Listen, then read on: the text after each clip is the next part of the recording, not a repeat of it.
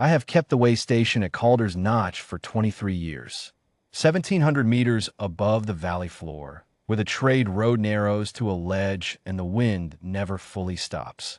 I took it over from my husband when he went into the ground, and I will die in it myself. That is not a complaint. The past suits me. High places keep small minds from making the climb. The Aura child came in during the second storm of late season, when the snow was horizontal and the temperature had dropped below the range I bothered to name. I heard something hit the door. Not a knock. A thump, the way a sack of wet grain sounds when it drops. I opened up and she fell across my threshold. Small. Waist high, maybe. The color of a winter sky an hour before dark. That particular blue that is almost gray and almost nothing, except it moves. Pointed ears, flat against her skull from cold. Eyes that filled half her face when they opened and looked up at me. And I had enough of my wits left to not react, because whatever she had seen in the last few hours had already used up her entire reserve of fear. She did not have any more to spend. I carried her to the hearth. She weighed less than I expected. I stripped the ice-stiff outer wrapping from her.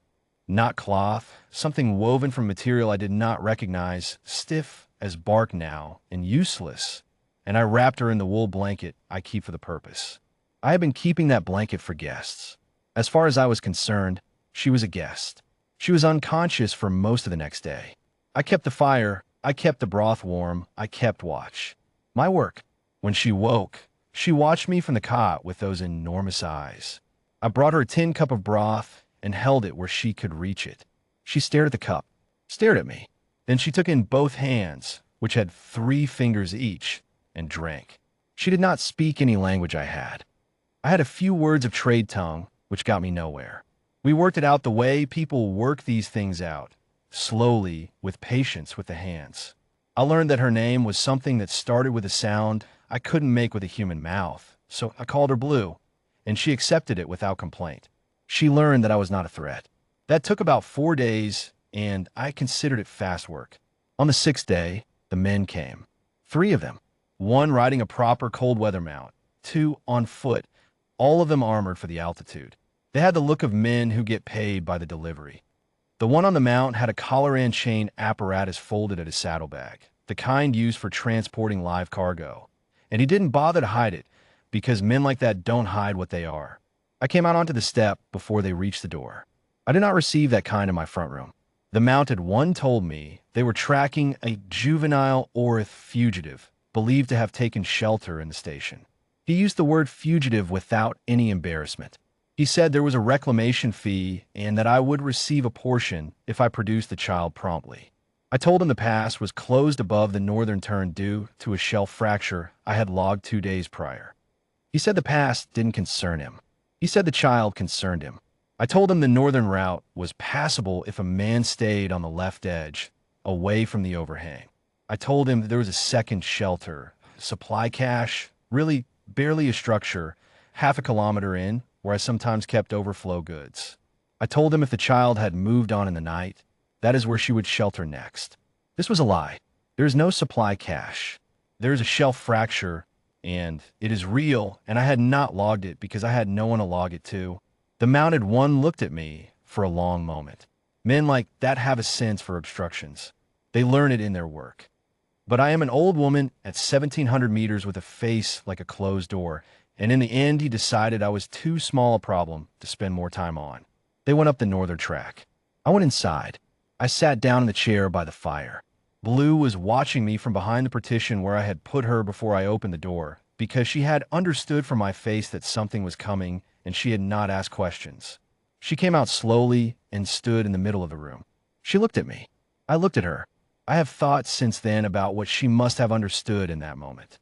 That I was one woman, one room, one fire at the top of a road that led nowhere useful in winter. That I had sent those men into the pass, and we both knew what the pass did to men who trusted strangers in winter. I don't think she had ever had anyone do that before. Choose her that plainly, without calculation, without price. She crossed the room, and she put one 3-fingered hand on my knee. Just rested it there. The weight of it was almost nothing. I put my hand over hers. We sat like that while the wind outside turned into the sound that means the shelf has let go, somewhere up the track. A low roll, like distant thunder, but slower and permanent. We did not speak of it. I kept her through the winter. I taught her to bank a fire. She learned that faster than I expected, and I told her so. She taught me 2 words in her language. I have no idea what they mean, but she said them very seriously, looking at my face, and something in the register told me they were words for thank you, or perhaps for something larger than that. In the thaw, 3 Orith came up the road. 2 adults and an elder, by the look of them, moving with the careful deliberateness of people who have traveled a long way and are not sure what they are walking into. They stopped at the way station step, and they looked at me, and I looked at them, and then Blue came out from behind me, and there was a moment I will not try to describe because I don't have the language for it. They spoke to her for a long time. She spoke back. She did not look at me during this. At the end, she turned and looked at me, and then she said, in the trade tongue that she had learned somewhere before she ever reached my door, 2 words, come back. She was a child. Children say things. I told her I expected her to. I had made something for her over the winter. A vest quilted from the heaviest wool in my stores, size for a small alien body that had taken me 3 attempts to pattern correctly. It had a pocket on the left side, closed with a bone toggle. I had put a smooth river stone in the pocket, the kind I used to collect with my husband 30 years ago, before either of us had ever imagined this altitude. I gave her the vest. She put on over her traveling wrap. The blue of her skin against the gray wool was something I did not expect to be as hard to look at as it was. She went down the road with her people. I watched them until they were below the tree line, which didn't take long.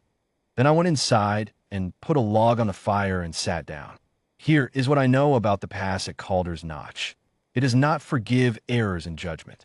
It does not make exceptions for confidence or armament or the certainty that a problem is small enough to handle quickly. It gives the same outcome to everyone who underestimates it. The men who came looking for Blue did not come back down. Nobody came looking for them. That is the other thing I know about men who get paid by the delivery. They don't have people who look for them. That is by design. I filed no report. I have kept this way station for 23 years. I know what the past takes, and I know what it leaves. That is my record. In the second autumn after, there was a knock at my door. Not a thump. A knock. I opened it, and she was there, taller by the width of my hand, the ears no longer flat against her skull, those impossible eyes still the same. She was wearing the vest. The stone was still in the pocket. She showed me. I let her in. I put the kettle on. She sat down on my table like she had never left, which in the ways that matter, she hadn't. Outside, the pass was quiet. It is always quiet up here after the work is done.